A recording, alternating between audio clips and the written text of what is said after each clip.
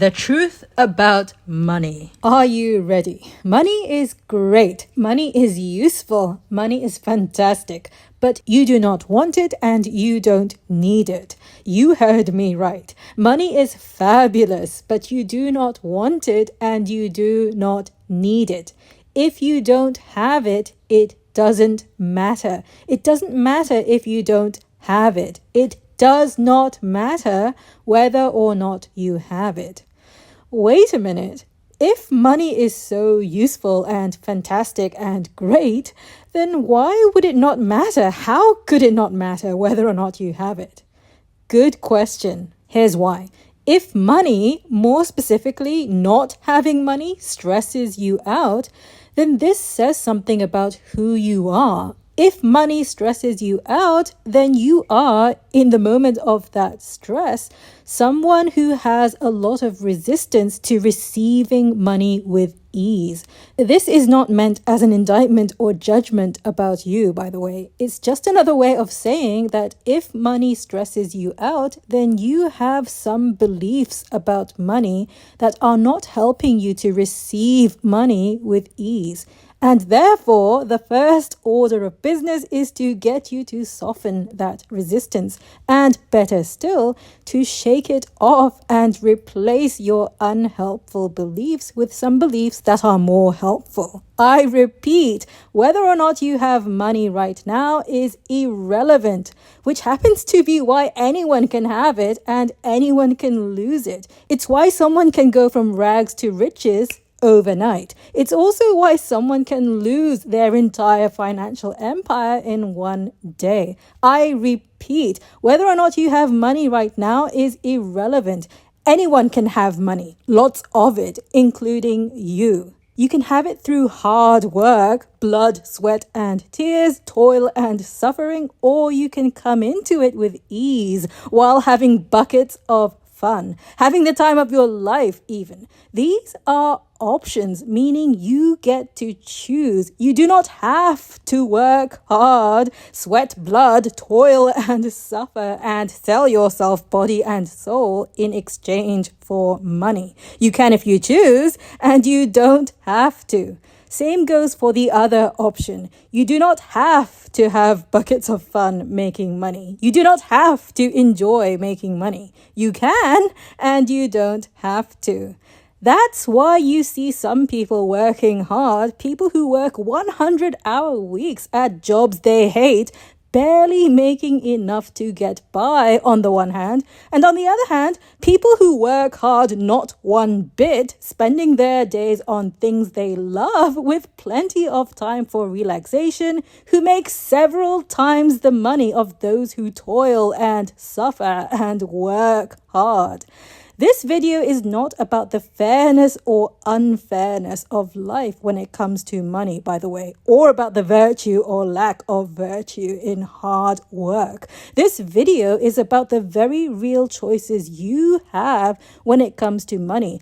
Choices that have nothing to do with other people, regardless of who they are. Your family, your boss, your friends. The choices you have regarding money has nothing to do with them and everything to do with you. Specifically, it has to do with the way you think. Once again, this is not an indictment against you for thinking the way you now do, for holding the beliefs about money that you currently hold. This is more of an invitation, if you will, to consider a different perspective and to try it on for size. This invitation is based on a very simple premise that there is no greater leverage than that of your own mind and the power of your own thoughts. Change your thoughts, change your life. The first step to making that change is to try something different on for size, to think new thoughts, thoughts that are different from the ones you are accustomed to thinking. So, what beliefs might you currently be holding about money? What do you believe about money that is keeping you out of the flow of money and not allowing you to receive it with ease? Let's start with the thoughts, I want money and I need money. I'm not concerned with the words so much as I am with the feeling that these words conjure in you, the emotional chord that they strike within you, particularly if these thoughts about wanting and needing money make you feel insecure or worried or scared or even desperate. Anytime you want or need money and feel insecure or worried or scared or desperate, you are under an illusion, a powerful illusion, but an illusion nonetheless. When you feel insecure, worried, scared, or desperate about money, what is the underlying belief? The belief is that you are not safe, you are not secure, you are vulnerable, you are not free, you are trapped, you are limited, you are not thriving, you are not satisfied, you are not confident. The belief is that if you had enough money, then you wouldn't be vulnerable. You would be free. You wouldn't be trapped. You would be full of life. You would feel alive. You would be satisfied and you would be confident and ready for life. You could go where you want, do what you want, get what you want, when you want, in the manner that you want. You would be bold in your decision to pay for a lovely vacation or to buy yourself a beautiful dress because you would feel secure in your ability to afford it, right? This if belief is a conditional belief. According to this belief, your security, your freedom, your satisfaction, your confidence is conditional upon the having of money. Well, what if you could have an unconditional belief about money? What would that look and feel like? Before we spell out the new belief and affirm it, let's challenge the conditional belief and really dismantle, disarm, and dissolve it.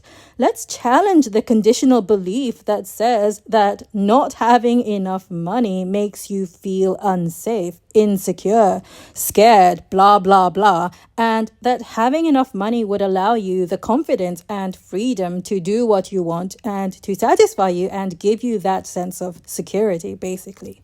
The purpose of this is not to invalidate or make it wrong or improper or evil to hold a conditional belief, but simply to realize that it is optional, that it is a choice among other choices, other options. Okay, let's go.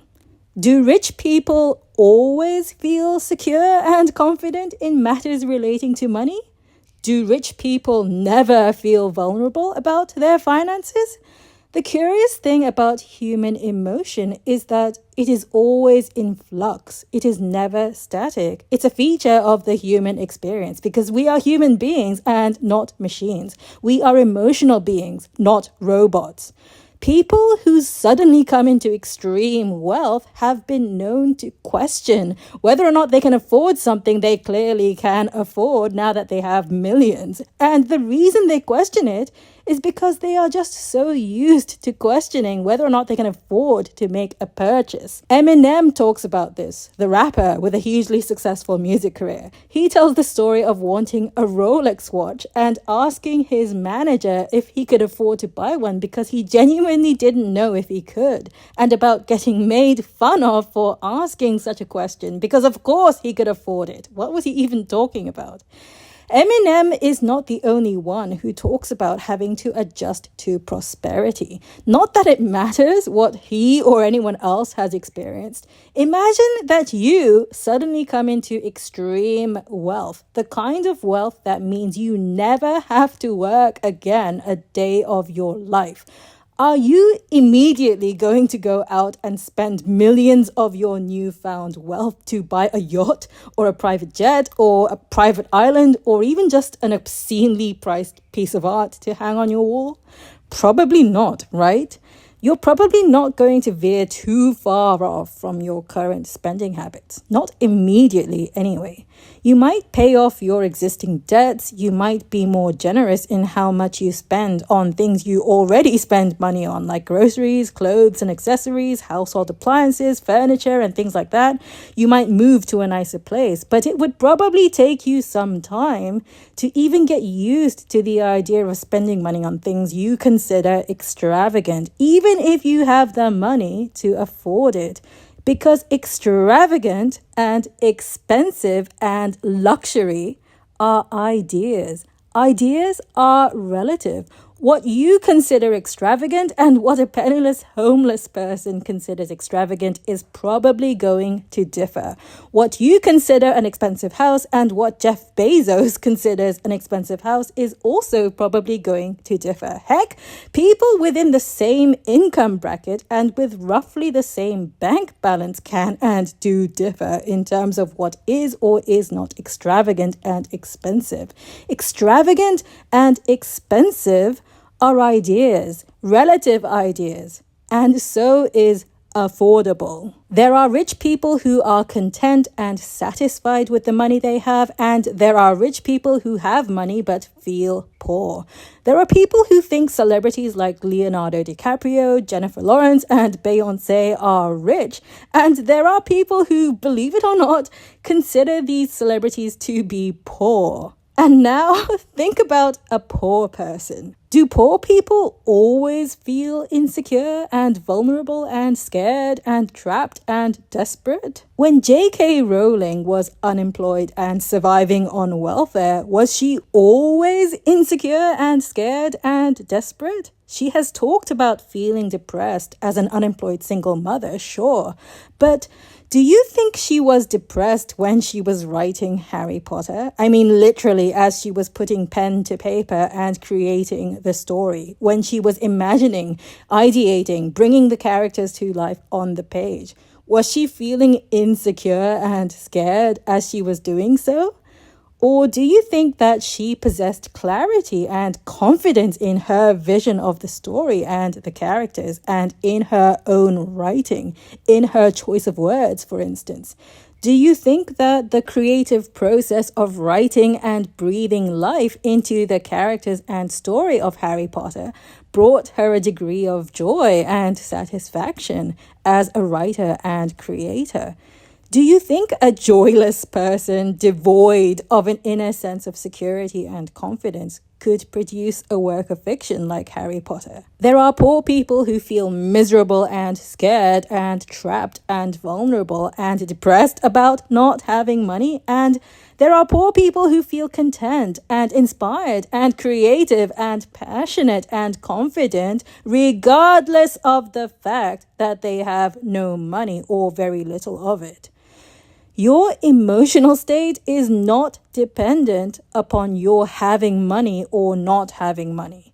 Your emotional state is dependent upon you because it is an idea created by people, including you. Satisfaction is an idea. Happiness is an idea. Freedom is an idea. Security is an idea. Your emotional state, your emotional being is always independent from your circumstances, such as your current bank balance. Another way of saying this is that your spiritual state, your spiritual being, your spirit is always unconditional and always free. What does it mean to be unconditional and free? Just imagine that for a moment. To be free, true freedom, no conditions. True freedom and being unconditional means that nothing is impossible. Nothing is off limits, doesn't it? It means that anything is possible. If your spirit is free, then it witnesses everything you are going through in life and does not judge your situation as adverse or unfavorable or bad. Your spirit knows what you know, everything you know, including how much money you have, how much money you owe, how much money you'd like to have, how much money you think you can realistically make, and does not in any way feel worried, afraid, distressed, or insecure in response to those things which are conditions. Your spirit is not in any way confined or limited by notions of poverty or scarcity or lack of money and resources. Your spirit is abundant and creative and self-renewing. It is eternal and it is energetic. Your spirit is a part of you. Your spirit is never never apart from you. And in fact, its presence within you is the only reason why you ever feel bad about anything to begin with. Anytime you feel stressed about not having money, it is because you know on some deep level within you, there is a part of you that knows no stress about not having money. That part of you is your spirit, the part of you that is unconditional and not limited by current circumstances. When you feel stressed, you are out of sync with your spirit who knows no stress. Your spirit is unconditional, which means it will never agree with you that your sense of security and prosperity and confidence and peace and satisfaction and passion and joy is in any way conditional upon having money. Your spirit is secure and prosperous and confident and peaceful and passionate and joyful. It is peaceful and passionate and all of those things anyway. Your spirit is happy no matter what, regardless of conditions, because your spirit is unconditional. I repeat, your spirit will never agree with you that the way you feel depends on any physical condition, such as the having of money. And that is why you ever feel terrible about not having money to begin with, because when you think and believe that having or not having money is the reason you feel a certain way emotionally, you are not aligned with your spirit, who is unconditional. Does this make sense? When you hold beliefs that are conditional, you separate yourself from the part of you that is unconditional, and that never feels good. It never feels good to split your energy and tear yourself apart from knowing that all things are possible for you. It doesn't feel good to tell yourself the story, and it is just a story, that having money is not possible for you. It doesn't feel very good, does it? Imagine saying that to a friend or a child, your own child. Imagine saying to your own child, having money is not possible for you. Don't you feel mean just thinking it? Not to mention saying it out loud. Doesn't it just feel mean and unkind and ungenerous? That's because your spirit, your unconditional spirit, would never say that to you or anyone else for that matter. And now consider this.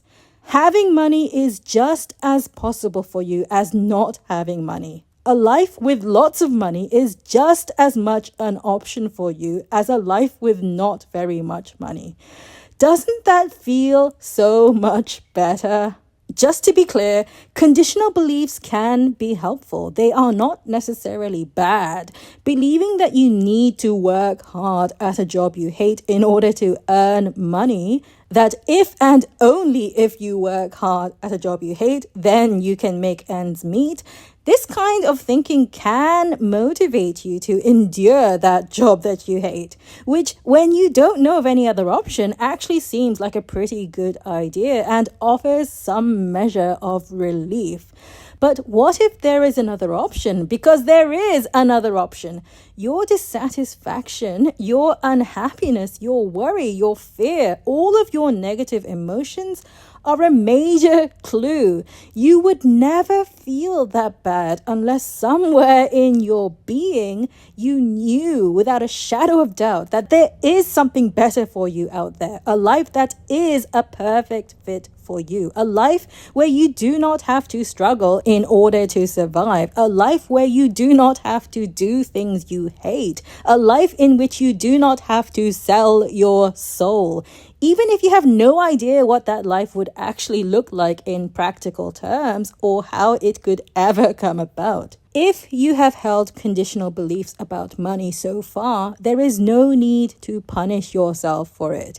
You held those beliefs for a reason, and they have served you in the past. They have helped you. You have always done and are always doing your best according to the options you consider available to you at any given time. And today, right now, perhaps you are open and ready and willing to consider replacing conditional beliefs with unconditional ones.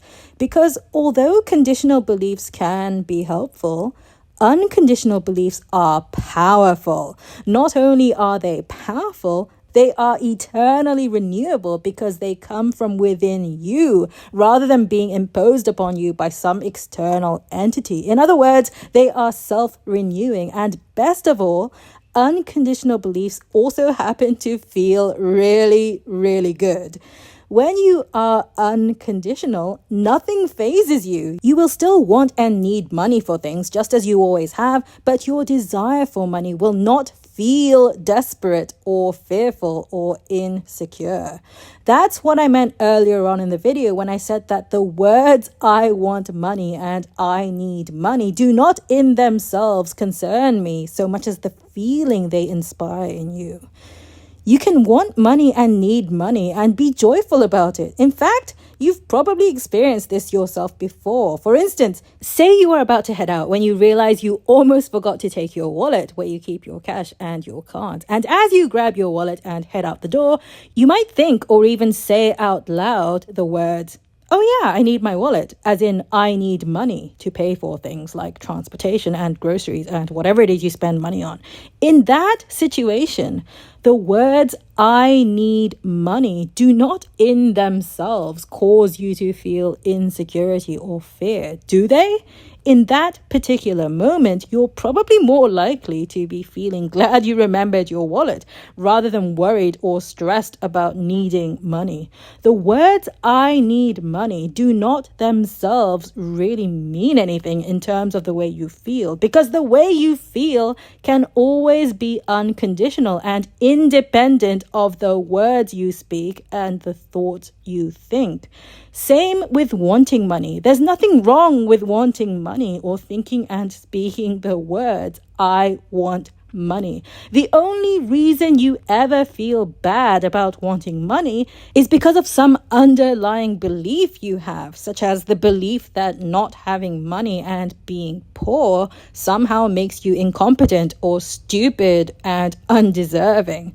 Or a belief that wanting money makes you morally corrupt, selfish, greedy, and evil. Feeling guilty about wanting money and judging your own desire for money is a major clue that you hold these types of conditional beliefs. And we've already established, haven't we, that the way you feel has nothing to do with the condition of having money or not. You do not have to feel guilty about wanting money. You can feel guilty if you want to, but you don't have to. There is another option, and you do not have to give up your desire for money. You can want money and feel joyful about it, peaceful about it, calm about it, indifferent about it. You can feel however you want to feel about it. You can want money and be happy about wanting money. You've probably experienced this before too. You see a beautiful dress in a shop display and you instantly know you would look ravishing in it. It catches your eye from a distance and you move closer to get a better look. You love everything about this dress. The design, the cut, the color. You can just about see yourself in it. You know what shoes would go well with it. You know how you would do your hair. You know how it would feel, how the material would move and catch the light as you walk. When you have clarity about why you want the money and exactly what you want it for, it feels really good, doesn't it? Maybe you check the price tag and you immediately want that amount of money for the express, precise purpose of buying this exact dress. And the idea of having that specific amount of money thrills you. The spending of that amount of money on this particular dress makes total sense to you, and you are very aware of how much the idea of buying the dress, taking it home and wearing it thrills you. You don't even have enough money to buy it right this minute, but you know as soon as you have the money, you will come and buy it. Haven't you ever experienced that kind of anticipation and excitement about a future purchase, even if only for a moment? It's only when you interrupt your joyful daydream with thoughts like, "But I don't have the money. I can't afford it. I really shouldn't buy it. I mustn't spend frivolously. I should save," that you split your energy and start becoming conditional in your thinking, which brings you down and separates you from your unconditional spirit, who is always high. Becoming conditional about your desire often happens when you look at the price tag of the things you want, but it doesn't have to. You do not have to forget that you can be unconditional because there is a part of you that always is. Your spirit, who is always reminding you whenever you feel discouraged or doubtful or worried or angry, that you do not have to feel that way. Your negative emotions are a reminder that you do not have to allow conditions to distract you from knowing what your unconditional spirit knows, which is that all things are possible for you. Remember your unconditional spirit. If you feel discouraged about not being able to afford something, it means that you are not feeling the way your spirit is feeling. How does your spirit feel about that thing you want? Your spirit, is unconditional, remember? In this example, it's not the money that you want, it's the dress, right? And money is not the only way in which that dress might come into your possession. It seems like the most likely avenue, but it is not the only one. Someone might happen to gift you the dress. You never know. You might happen to receive a coupon or voucher that allows you to buy the dress. You never know. The store might happen to be offering a huge discount on the dress, which you don't know until you attempt to buy it. There are all sorts of possibilities. Your spirit is unconditional. It does not think you can't have that dress because you don't have enough money. And it doesn't think you can't have the money either. It doesn't think defeating or limiting thoughts the way you sometimes do. Your spirit doesn't think the dress or the money to buy it cannot be yours. It doesn't think anything is out of your reach. And it agrees with you in all of your ideas about how good you would look in it, how good you would feel in it. When you daydream about spending money on things that bring you joy, like the idea of wearing this beautiful dress, and you enjoy the idea of it, you are in sync with your spirit because your spirit is always joyful and always knows that what you desire is possible for you and within your reach. When you think about the potential regret of buying the dress and anticipate feeling guilty afterwards for buying it, on the other hand, when you tell yourself you should not buy it, then you are not in sync with your unconditional spirit because you are telling yourself that if you buy it, then you will feel bad about it afterwards. That's conditional. Buyer's remorse is conditional thinking. Buyer's remorse is thinking, I should not have bought that dress. It would be better if I had not bought it. Even telling yourself you should buy the dress is out of sync with your spirit. The word should is very conditional. If you don't buy the dress, something bad will happen. There are no shoulds, as in your spirit recognizes no such limiting concept, no such condition. It's not whether or not you spend the money, whether or not you buy the dress that matters. It's whether or not you can stay steadily in sync with your spirit, which is another way of saying it's about how you feel about spending the money or not, how you feel about buying the dress or not. That matters. You can be happy with the dress or without the dress, even if there doesn't seem to be an immediate avenue for the dress to come into your possession. There is no need for you to feel discouraged. You don't have to have the dress. You don't have to give up your desire for it either. Not having to do anything in particular in order to feel good right now, that's true freedom.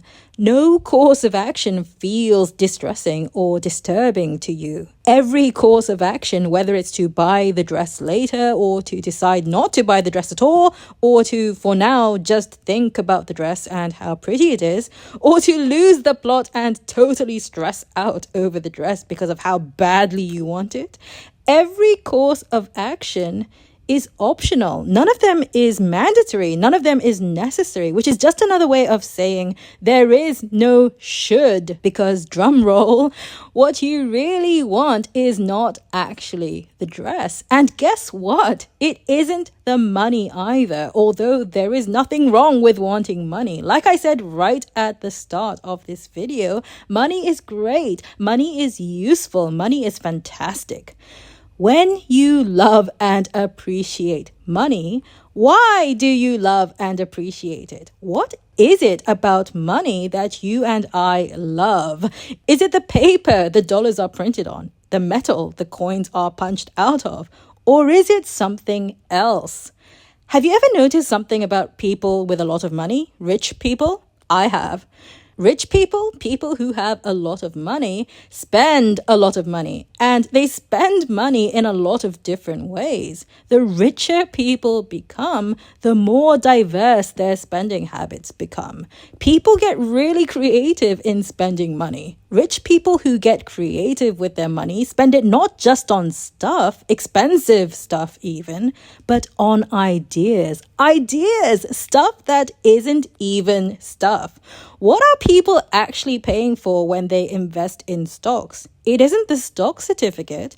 That is just evidence. Evidence of what? What are people actually paying for when they buy NFTs, non-fungible tokens? It isn't some physical thing, right? Financial assets like stocks and NFTs are not physical assets. They are not physical things, but they can be worth millions. They have value, which is itself value, that is, not some physical thing. Financial assets represent value, which is an idea. Ideas, stuff that isn't even stuff, can be worth millions. Money is not what a lot of people think it is. And that is why they are under the illusion that they want it. Although, like I said, there is nothing wrong with wanting and desiring money. This is what I mean. What we love about money isn't the stuff that it buys us, because even the stuff we love isn't ultimately what we want. Not that there's anything wrong with wanting the stuff either. I'm just trying to make a point here. Why does the stuff we buy make us happy? The answer is, it doesn't. It's not the stuff that makes us happy. It's us that chooses to treat the stuff as our reason and excuse to feel good in the moment. It's us that chooses to see stuff as valuable to us, as something to cherish and enjoy. But that's not usually how we tell the story. This is not just about semantics or a play on words. This has everything to do with what I've been talking about earlier in terms of being unconditional. To be human means to be both physical and non-physical. In other words, both physical and spiritual. We tend to think and say that it's the stuff that makes us happy. A nice house, a nice wardrobe, whatever. If the house, the wardrobe are not so nice, then we don't feel so happy. We notice all of the ways in which they are not so nice because we've seen way nicer ones, and we might even start complaining, especially if we don't have the money for the nicer house and the nicer wardrobe. We tend to think in conditional physical terms rather than in unconditional spiritual terms. Have you ever noticed that in any given moment, there is always something to complain about? Seriously, I bet you could think of something to complain and feel dissatisfied about right now. Easily. It could be anything about your past, present, or future. And by the same token, have you ever noticed that in any given moment, there is always something to appreciate? That does not come quite so naturally though, does it? Why is that? It's because appreciation is more of an unconditional spiritual perspective. It's a subtler, fresher perspective. Physical things like money are very easy to appreciate. You can spend it after all, and it feels good to have stuff like a nice house and a nice wardrobe. But even when we do appreciate things like money, our satisfaction tends to be temporary. We quickly habituate. Once you start enjoying a certain level of income, you start wanting more, right? Once you have something nice, after a while you sort of take it for granted and you don't feel the same level of excitement or satisfaction about it. Physical stuff captivates our attention. for a hot minute.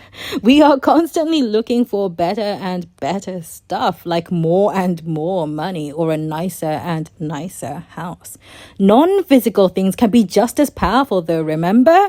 Non-physical things like stocks and NFTs are worth millions. Non-physical things are just as capable of being a subject of appreciation. When we understand the true value, the true meaning, what it really means to appreciate. Money is not a physical thing, although it is represented by physical things like paper bills and coins and credit cards and even digital currency. It's an idea. Money is an idea, and the idea itself is intangible. Ideas themselves have no physical properties. Money represents the idea, the feeling, which is an idea, of security and freedom and abundance of choices and satisfaction and confidence, all of which happen to be the same ideas we have about nice stuff. Stuff makes us happy because we associate them with feelings of satisfaction and security and freedom and happiness and all of that, which is a choice, an option. We make the association. The other option is to be unconditional, to feel and be satisfied now, regardless of current conditions. That takes practice. Unconditional appreciation is a spiritual practice. Money is energy, non-physical energy, an intangible idea. And yes, money is spiritual. The point of appreciating everything unconditionally is that it sharpens your mental clarity. To appreciate means to see and understand the value of. You cannot appreciate something without first seeing it and then clearly understanding its value, its good qualities, even if your understanding of that something is entirely subjective. There are things you appreciate that other people do not. There are things you understand that other people do not. What other people do or do not appreciate or understand is irrelevant. What is relevant is that when you have clarity and understand the value of something, you appreciate and love it. When you appreciate and love something, that something has value to you. You recognize its good qualities and you value them. You cherish them, meaning it feels good for you to think about them. And that is the point. It feels good to you. The point of appreciating is to feel good. Can you put a price on feeling good? Sure you can, just like you can put a price on intangible assets like stocks and NFTs. Everything has a price according to capitalism, right? But that isn't the point. There is something about the idea of feeling good that is very different from the idea of financial assets like stocks and NFTs. And what is the difference? The difference is this. The personal experience, your personal experience of feeling good is non-transferable. You can transfer ownership of physical things like real estate and even intangible financial assets like stocks and NFTs, but you cannot transfer your first-hand experience of something, your memories, your experiences, your feelings, your physical bodily sensations. These things are uniquely, inalienably yours. You can write a book about your experiences and sell it. You can make a documentary and sell the distribution rights, but you can never actually give your memories and experiences to someone else. It's not the stuff that you want, the nice house, the nice clothes. Although, yes, you do want the nice house and the nice clothes. You love and appreciate the nice house and the nice clothes. Stay with me. It's not the money that you want either. Although, yes, you do want the money. What you really want is to feel good. It feels good to love and appreciate stuff and money. That's why you want them in the first place. It's not the stuff itself. It's not the money itself. It's the way you feel feel when you clearly see and appreciate the good qualities of something, including the stuff and the money. That feeling, that feel-good feeling of love and appreciation and clarity itself adds value to your experience of life. You love and appreciate something not because you want the thing, whatever that thing might happen to be, stuff, money, a nice dress, a nice vacation.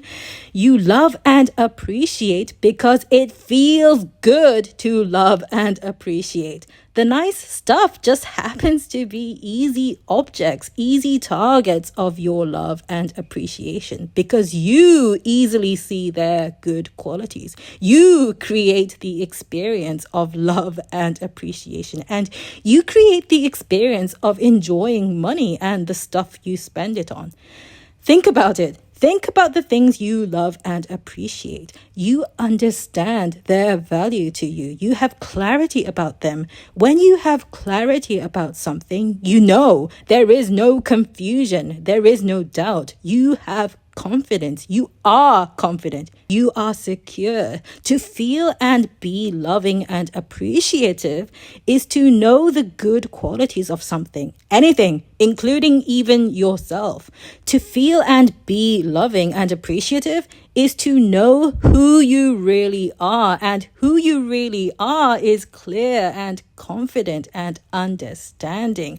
Who you really are is secure, is free, is loving and appreciative. It's not about the stuff. It's not about the money, although the stuff and the money are very, very nice. It's about the way you feel. You love and appreciate money and the stuff it buys you, not because the money and the stuff are lovable and appreciable.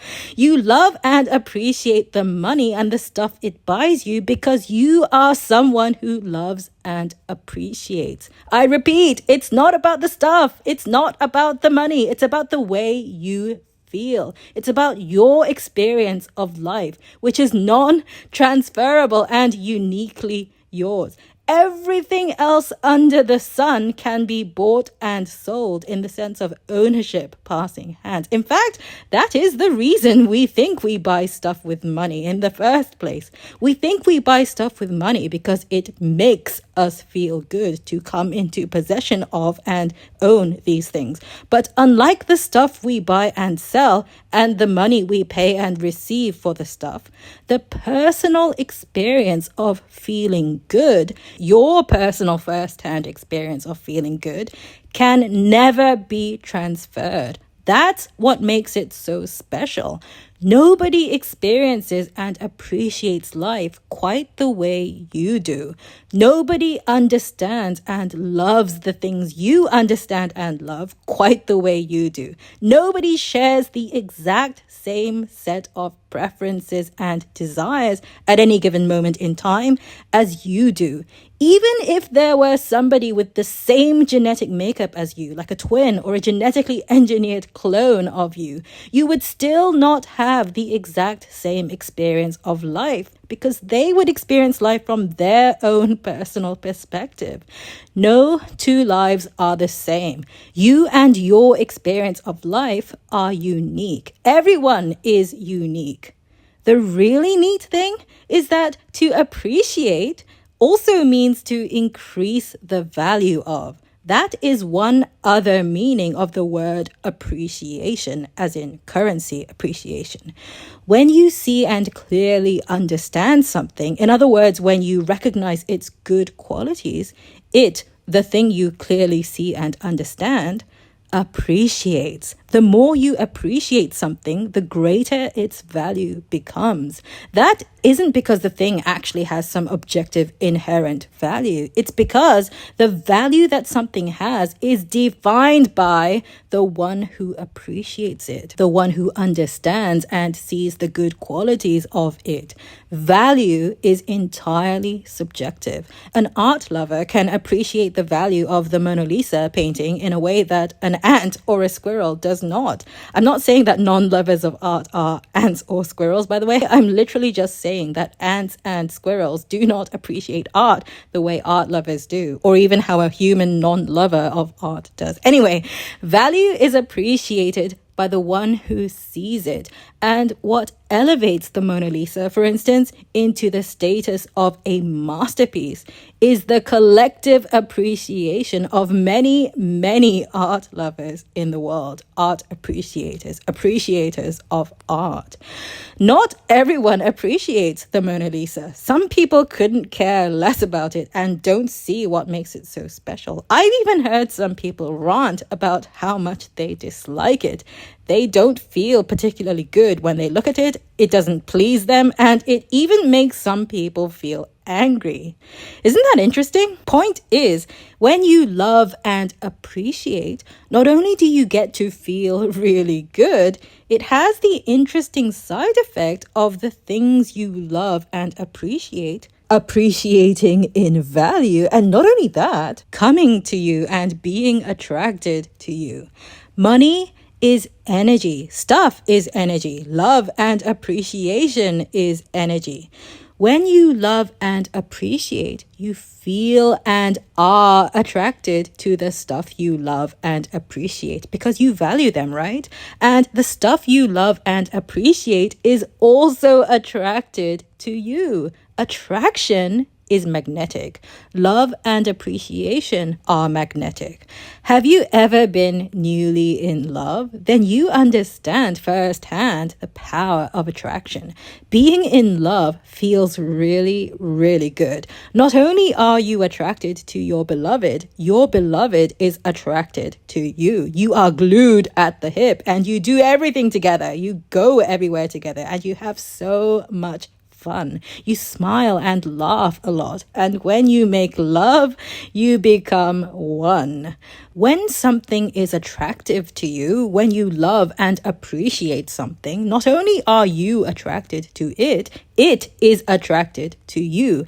That means that when you love and appreciate something, not only do you get to feel really good, you also get more of the stuff you love and appreciate. The more you appreciate, the more you attract and get to enjoy. The more you love, the more you attract. How cool is that?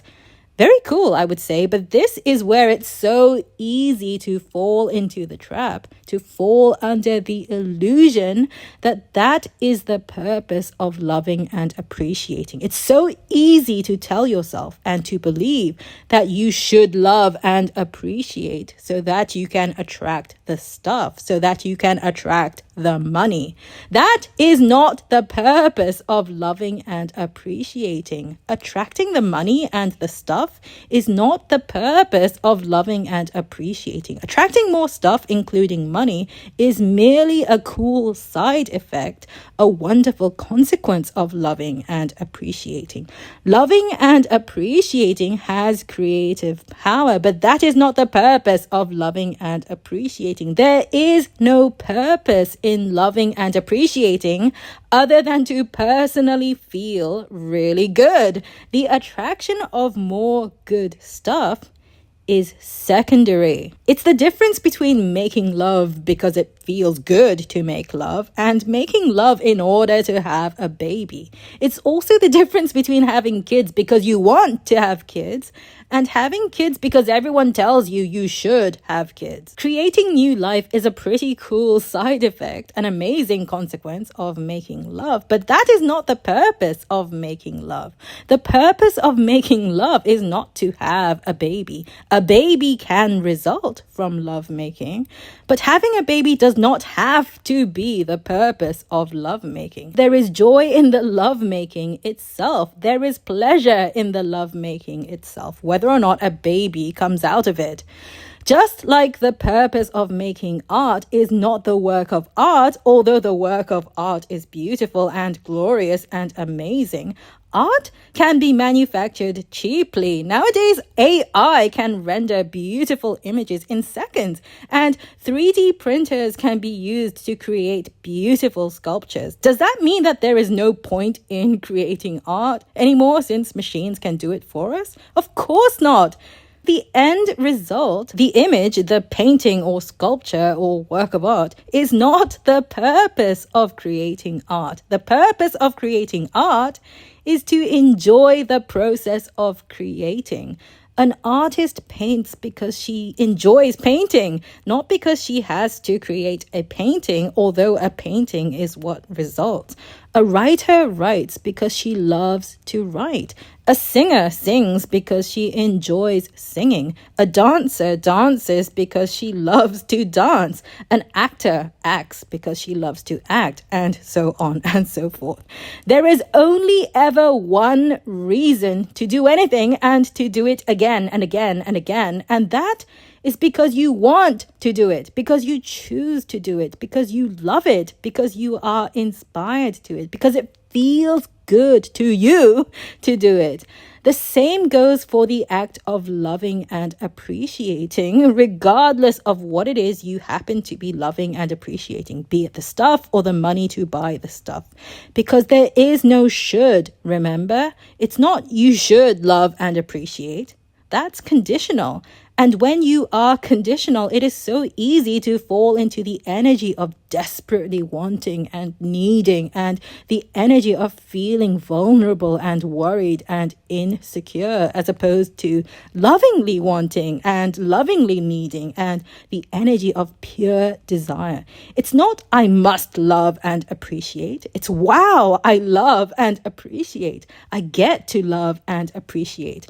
It is an option, something I willingly choose to do because I am a free being, a being who loves and appreciates. And it's not about the stuff, remember? It's not about the money. The only reason we want stuff to begin with is because when we want and desire from a place of loving and appreciating, we feel really good. The point is to feel good. The point is to feel good. The point is to feel good. I repeat, the point is to feel good. It's nice that when you feel good, you happen to become magnetic in your energy, which happens to increase your ability to attract more stuff and more money. But the point is to feel good. It's not about the stuff, although the stuff is nice. It's not about the money, although money is great. Money is useful. Money is fantastic. It's about feeling really good. And that is the truth about money. All you have to do if you want more of it is to love and appreciate it from a place of seeing and understanding its good qualities, rather than from a place of worrying about not having it and being afraid of losing it. Love and appreciate money like you would love and appreciate a good friend or an intimate lover. The energy of pure love and appreciation attracts. The energy of fear and insecurity and desperation repels. When you receive or spend money and feel worried or guilty about receiving and spending money, you repel money. When you feel guilty about money, you are not appreciating money and you are not attracting more of it into your life. You are repelling it. If your friend or lover told you that they felt worried or guilty about spending time with you, how would you feel? Probably not very loved and appreciated, right? You would probably think they were no longer attracted to you or interested in you, and you might start to feel insecure. You wouldn't like it if your friend or lover told you they felt guilty about spending time with you. So stop telling yourself you feel guilty about receiving or spending money. Stop telling yourself you feel buyer's remorse. When you feel insecure about money, money feels insecure about you. When you love and appreciate money, on the other hand, money loves and appreciates you back and is attracted to you. This is not about the act of receiving and spending money. It's about the way you feel about receiving and spending money. The money just happens to be something for you to direct your feelings at, an excuse for you to feel good or not. It's not the money that makes you feel a certain way. You are the one who manages the way you feel. If your friend or lover told you they felt worried about not spending enough time with you, or that they didn't feel good enough for you, that they were afraid of losing you, how would you feel? You might not mind comforting them and reassuring them of your love at first, but over time, you would probably grow tired of having to comfort and reassure them. Think of Anna Karenina and Count Vronsky toward the end of their story. Do not allow yourself to worry about money, no matter how compelling your current circumstances may seem. If you feel desperate for money, worried about it, afraid of losing it, then you are under an illusion because you are being conditional when your spirit is not. Connect with the energy of your spirit, with the energy of who you really are. Who you really are is a lover, an appreciator, an attractor. You are not a worrier or an afraider, a fraidy cat, whatever.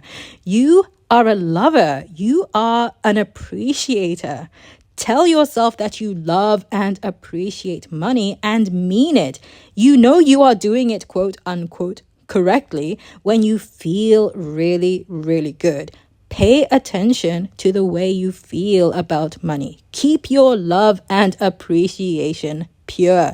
Do not taint it with worry and fear and insecurity and desperation, no matter how compelling your circumstances may seem.